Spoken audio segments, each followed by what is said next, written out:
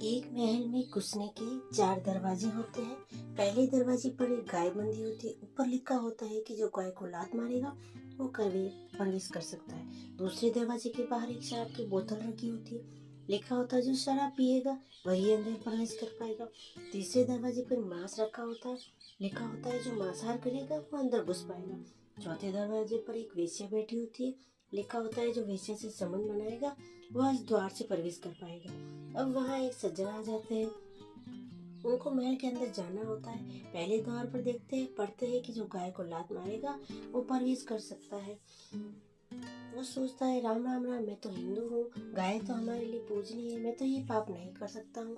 दूसरे दरवाजे में घुसता है। दूसरे पर जाते हैं तो देखते हैं शराब की बोतल रहती है। कहते हैं मैंने तो कभी सुपारी सिगरेट को छुआ तक नहीं है, मैं शराब कैसे पी सकता हूँ। तीसरे दरवाजे की ओर बढ़ते हैं। वहाँ लिखा होता है मांसाहार करोगे तो अंदर जा पाओगे। कहते राम राम राम, ये तो घोर अपराध है, पाप है, मैं ये नहीं कर सकता।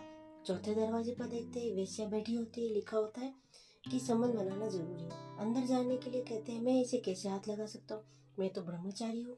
सोच में पड़ जाता है क्या कहूँ, पर महल के अंदर प्रवेश तो करना ही है। सब सोच विचार के बाद उन्हें लगता है कि शराब पीना बाकी की 3 की तुलना में सबसे छोटा अपराध है।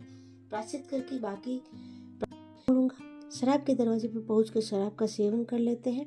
अब शराब पीने के बाद उन्हें कुछ चटपटा खाने का मन करता है। मांस वाले द्वार पर जाकर मांसाहार करते हैं। तब तक शराब का नशा उसके दिमाग पर इतना चढ़ चुका था कि उसकी मति भ्रष्ट हो जाती है। वेश्या वाले द्वार पर जाते हैं। उन्हें वेश्या के साथ संबंध बना लेते हैं। उन्हें लगता है कि अब मुझसे बड़ा कौन है। गाय वाले द्वार पर जाता है।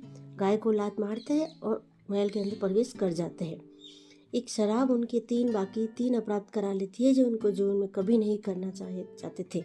शराब को सरल में मत लो। शराब कब आपकी सुख समृद्धि, घर की शांति, सेहत, परिवार, आपकी बुद्धि सब खा जाएगी, आपको पता भी नहीं चलेगा। तो अपने आप को और अपनों को जितना हो सके इस जहर से दूर रखें।